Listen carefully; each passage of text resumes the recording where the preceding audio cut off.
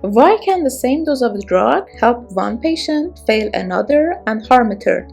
Because the dose is only what we administer. What the patient experiences is drug exposure. And exposure depends on how the drug enters, distributes through, and leaves the body. Today, we will connect those processes to the therapeutic window and practical dosing. Welcome to Pharma Vault, where we connect pharmaceutical science with medicines in practice. In this video, we are moving from dose-response relationships to pharmacokinetics, how drug concentration changes over time, and why that matters clinically. We will cover the therapeutic window, concentration over time, half-life, repeated dosing, and a steady state. Then we will connect loading and maintenance dose to their equations, compare the factors that reshape the curve, and finish with patient variability and clinical evidence. The therapeutic window is the range of plasma concentrations expected to produce benefit without unacceptable toxicity. Its lower boundary is the minimum effective concentration, or MEC. Below it, exposure may be insufficient. The upper boundary is the minimum toxic concentration, or MTC. Above it, toxicity risk increases. These are clinical guides, not perfect universal boundaries. The useful range may differ between patients, and being inside it does not guarantee the same response in everyone. Our aim is to keep the relevant exposure, such as the peak, trough, or average concentration, within an appropriate range. Do not confuse the therapeutic window, which is a concentration range, with the therapeutic index, which is a ratio comparing toxic and effective doses. After a single oral dose, concentration rises because absorption is faster than elimination. The effect may begin when the curve crosses minimum effective concentration. The highest observed concentration is Cmax, reached at Tmax. Cmax does not mean absorption suddenly stops. It usually means that drug entry and drug loss are momentarily balanced. After the peak, elimination becomes dominant, although distribution into tissues may also contribute. The effect may end when concentration falls below the minimum effective concentration.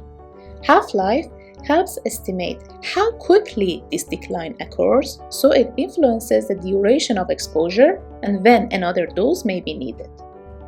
For linear first-order elimination, Ki equals clearance divided by apparent volume of distribution.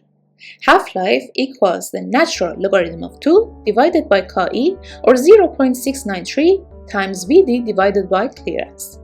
Clearance describes the body's efficiency in eliminating a drug and is expressed as a volume per time, such as liters per hour. Vd links the amount of drug in the body to its plasma concentration.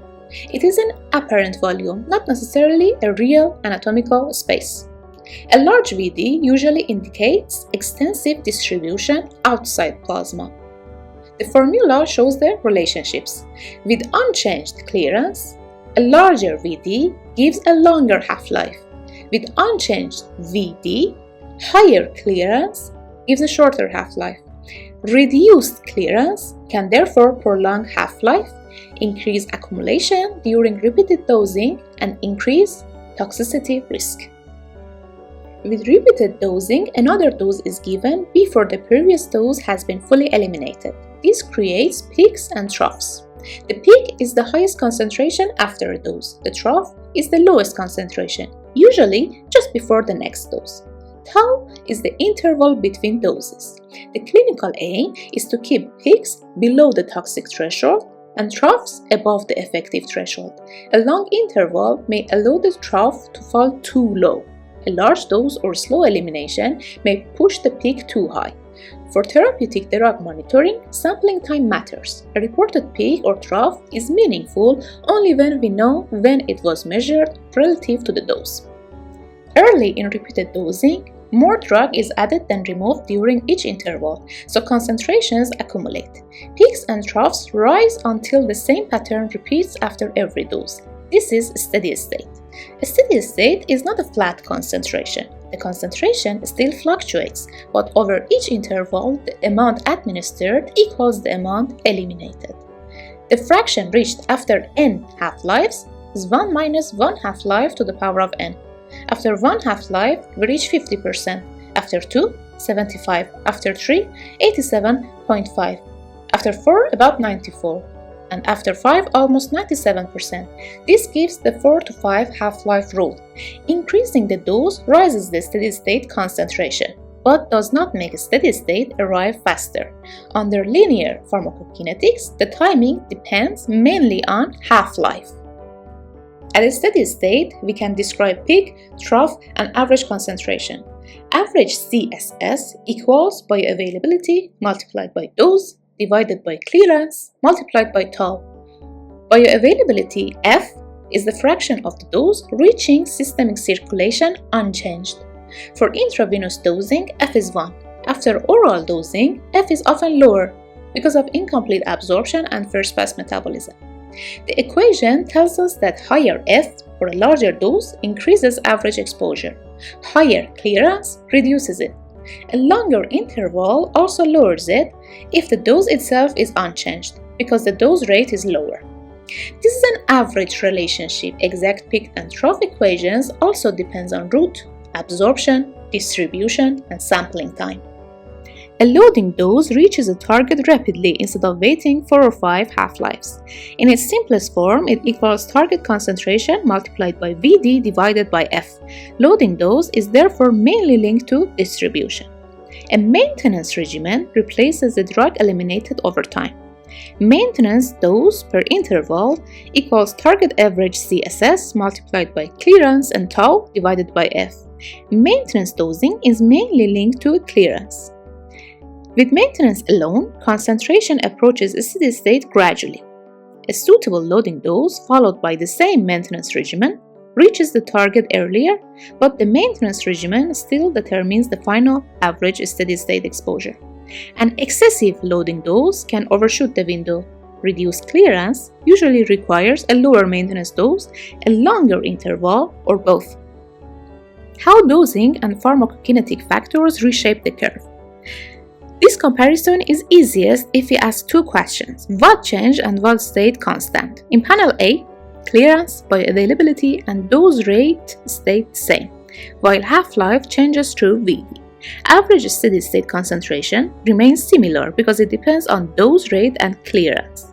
The shorter half-life produces wider fluctuations and reaches a steady state faster. The longer half-life produces smoother fluctuations but reaches steady state more slowly. In panel B, clearance, bioavailability, and total dose per unit time remain constant. A shorter interval means smaller doses given more frequently, producing smaller peak-to-trough swings. A longer interval means larger doses given less frequently, producing higher peaks and lower troughs. Because dose rate is unchanged, average steady-state concentration remains approximately the same. But if we shorten the interval without reducing each dose, average exposure will rise. In panel C, dose, interval, bioavailability, and Vd stay constant, while clearance falls. Lower clearance directly rises average CSS. With the same Vd, it also prolongs half-life. We therefore see more accumulation and a higher toxicity risk. This often requires a lower dose or a longer interval. So never compare curves without checking both the change variables and the control variables. Variability can be pharmacokinetic, pharmacodynamic, or both. Pharmacokinetic variability changes the concentration time profile. Absorption can vary with food, formulation, gastrointestinal function, adherence, and dose timing. Distribution changes with body composition, protein binding, fluid status, and pregnancy. Metabolism varies with liver function, genetics, inhibitors, inducers, and first-pass extraction. Elimination depends on kidney function, hepatic or biliary clearance, transporters, and interactions. Pharmacodynamic variability changes the response at a given concentration. Receptor function, genetic variation, signaling, age, frailty, disease severity, electrolytes, tolerance, and other medicines can all alter the effect. Therefore, the same dose can create different exposure, and the same exposure can create different responses. Individualized dosing needs both pharmacokinetic and clinical assessment. Digitalis shows why concentration targeting matters. Digoxin is cleared substantially through the kidneys. Reduced renal function can lower clearance, prolong half-life, and cause accumulation. With a narrow therapeutic window, this increases toxicity risk. The 2026 decision trial studied 1,001 patients with heart failure and targeted serum digoxin concentrations of 0.5 to 0.9 nanograms per milliliter. The primary composite was not significantly reduced. The rate ratio was 0.81, but the confidence interval crossed 1 and the p-value was 0.133. Cardiovascular mortality was also similar. The correct conclusion is not that digoxin clearly improved the primary outcome, but that low-dose concentration targeted digoxin was generally well tolerated in this setting.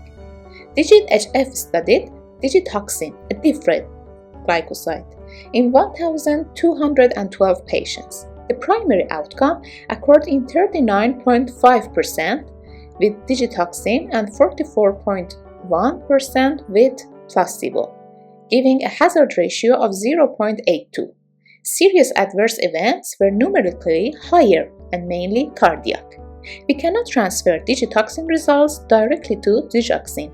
Low concentration strategies may reduce high exposure risk, but benefit depends on the specific drug, population, endpoint, background therapy, and achieved exposure. Let us return to the opening question.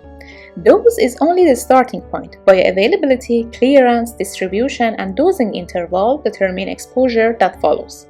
Half-life controls decline, accumulation, fluctuation, and the time required to approach a steady state. A steady state usually takes 4 to 5 half-lives. Loading doses reach a target rapidly, while maintenance dosing replaces elimination. Finally, organ function, age, interactions, genetics, adherence, and pharmacodynamic sensitivity can all change the response. The same dose can produce different outcomes because patients do not produce the same exposure and may not respond to the exposure in the same way. Thank you for watching. In the next video, we will introduce compartment models and use them to explain the dynamics behind the concentration time curve. See you there.